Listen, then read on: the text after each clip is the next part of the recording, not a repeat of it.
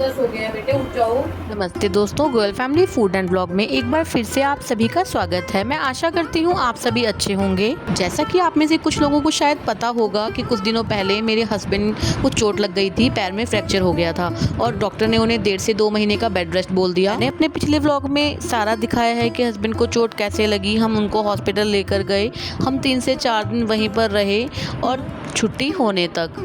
अब उससे अगला दिन है यानी डिस्चार्ज से नेक्स्ट डे, क्योंकि अब मेरे हस्बैंड 1.5 से 2 महीने के बेड रेस्ट पे हैं, तो घर की, बाहर की, बेटे की, सभी की जिम्मेदारियां मेरे ऊपर आ गई हैं। हस्बैंड को चोट लगे को 6ठा दिन है और ऐसा लग रहा है जैसे सभी कुछ उथल पुथल हो गया है। एक बार तो मैं बहुत डर गई थी। शुरुआत में मुझे लगा कि कैसे होगा ये सब, लेकिन फिर मैंने सोचा कि हिम्मत तो मुझे रखनी ही पड़ेगी। मुश्किल वक्त में अगर मैं ही हिम्मत हार जाऊंगी तो कौन संभालेगा सभी चीजों को।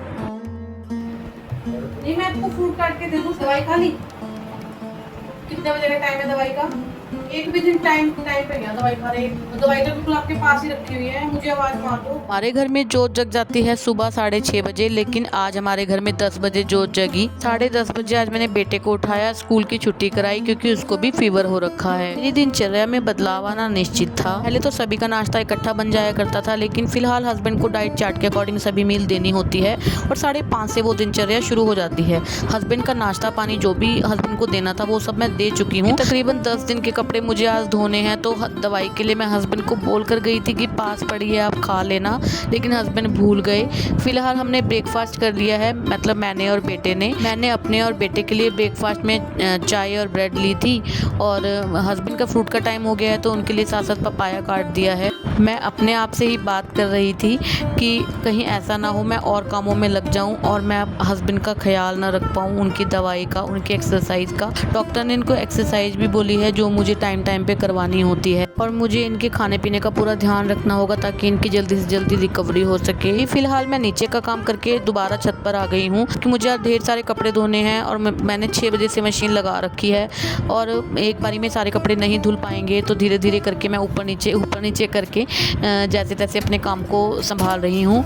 और गाइस, जब मेरे हस्बैंड को चोट नहीं लगी थी ना, तो उस दौरान मेरे हस्बैंड ने कनक धोई थी और क्योंकि अभी बारिशों का दिन चल रहे हैं तो एक ही दिन की धूप के बाद इतनी ज़्यादा बारिश लग गई थी और फिर हस्बैंड को चोट लग गई, तो इस कनक को धूप ही नहीं लग पाई। ये हल्की हल्की गीली कनक है, मुझे तो उम्मीद थी कि ये खराब हो गई होगी। कनक मैंने इसीलिए सूखने डाल दी क्योंकि आज काफ़ी दिनों के बाद, बारिशों के बाद धूप बहुत अच्छी निकली है। आप छत को देख के अंदाजा भी लगा सकते हैं, सारी छत पर काई जम गई है बारिशों के करके। वैसे भी आज मैं काफ़ी टाइम के लिए छत पर ही हूँ तो बार बार इसमें हाथ लगता रहेगा ताकि ये जल्दी से सूख जाए। फिलहाल ऊपर का भी थोड़ा सा काम करके मैं दोबारा नीचे जा रही हूँ।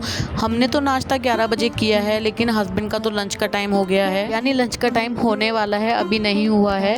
यानी लंच के टाइम तक मुझे खाना प्रिपेयर करना होगा। गाइज, ये तो 8 से 9 मिनट का व्लॉग है, लेकिन बीच बीच में ढेर सारे ऐसे काम होते हैं तो मैं शूट नहीं कर पाती। यानी अब मैं ये भिंडी को धोकर रख गई थी ताकि जब तक मैं ऊपर का कुछ काम करके आऊँ तब तक ये भिंडी थोड़ी सूख जाए। भिंडी अच्छे से सूखती उससे पहले तो मैं नीचे आ गई हूँ। मैंने इसको कपड़े से अच्छे से पोंछ कर फिर काट रही हूँ क्योंकि एकदम से लिसलिसी हो जाती है और लिसलिसी भिंडी तो मुझे बहुत ही ज़्यादा बुरी लगती है। तकरीबन आधा घंटा मुझे नीचे आए को हो गया है। मैंने भिंडी और प्याज काट के रख दिए हैं, साथ में करेले भी काटे हैं। भिंडी के साथ मुझे दाल भी बनानी है हस्बैंड के लिए, तो मैं फ़िलहाल दाल भिगोकर चली जाऊंगी।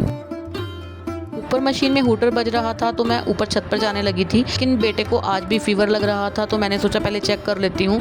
जिस दौरान हम लोग हॉस्पिटल में रहे वहाँ बहुत ज़्यादा तेज़ एसी था, जिसके करके मुझे ऐसा लगता है कि बेटे को सर्द गर्म हो गया। अभी बेटे की भी मेडिसिन चल रही है, फीवर तो नहीं था, उसको ऐसा ही फील हो रहा था।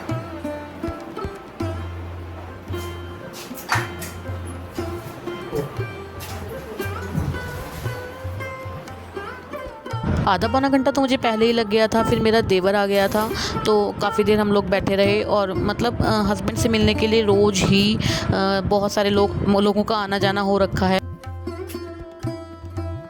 तो फिलहाल जहाँ धूप थी, अब वहाँ से कपड़े हटा के मैं दूसरी साइड रख रही हूँ ताकि धूप में मैं और गीले कपड़े सुखा सकूँ। कबूतरों के खौफ से मैंने मंजे पर भी चुन्नी ढक दी है।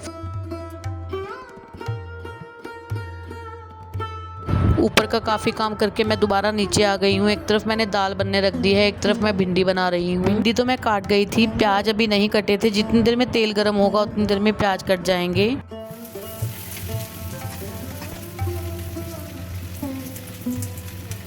गाइस, क्योंकि यह मेरे जीवन का पहला अनुभव है और आई होप ये आखिरी हो। मुझे शुरुआत में तो यह सब बहुत मुश्किल लग रहा है। बस मैं ये चाहती हूँ कि मैं अपना 100% दे सकूँ, मेरी वजह से कोई भी चूक ना हो। व्लॉग्स तो मैं अक्सर डालती रहती हूँ, लेकिन हस्बैंड को चोट लगने के बाद यह मेरा दूसरा व्लॉग है। और मैं जानती हूँ काफ़ी लोग ये भी सोच रहे होंगे मेरे बारे में कि हस्बैंड को चोट लगी है, इसको वीडियोज़ बनाने की लगी है। जो सिर्फ वीडियोज़ देखने का काम करते हैं वह सच में नहीं जानते कि यह काम इतना भी आसान नहीं है जितना दिखता है। वैसे भी गाइस, जब मैंने ये चैनल क्रिएट कर ही लिया है, आप लोगों से मैं जुड़ ही गई हूँ। आप लोगों से जुड़े रहने का एक वीडियो ही माध्यम है। इस सवाल का जवाब तो मैंने अपनी पिछली वीडियो में भी दिया है। आप प्लीज मेरे पिछले व्लॉग को जरूर विजिट कीजिएगा, मैं डिस्क्रिप्शन में उसका लिंक डाल दूंगी। मुझे ऊपर नहीं आना था, मुझे खाना बनाना था, लेकिन पड़ोसियों ने आवाज लगाई कि एकदम बादल आ गए हैं, तूफान सा आ रहा है, बारिश आने वाली है, कपड़े उठा लो। कपड़े तो मैं बाद में उठाती, सबसे पहले तो मुझे कनक उठानी पड़ती। आप देख रहे हैं कितनी तेज हवा चल रही है, बारिश का एकदम से मौसम बन गया है। नीचे मेरी दोनों गैस चली हुई हैं, इतनी फटाफटी में ऊपर नीचे कर करके मेरी सांसें भी फूल रही हैं। कुछ हेल्प तो मेरा बेटा भी कर देता है, लेकिन 2-3 दिन से उसको भी फीवर है, तो मैं उससे भी कोई काम आजकल नहीं करा रही।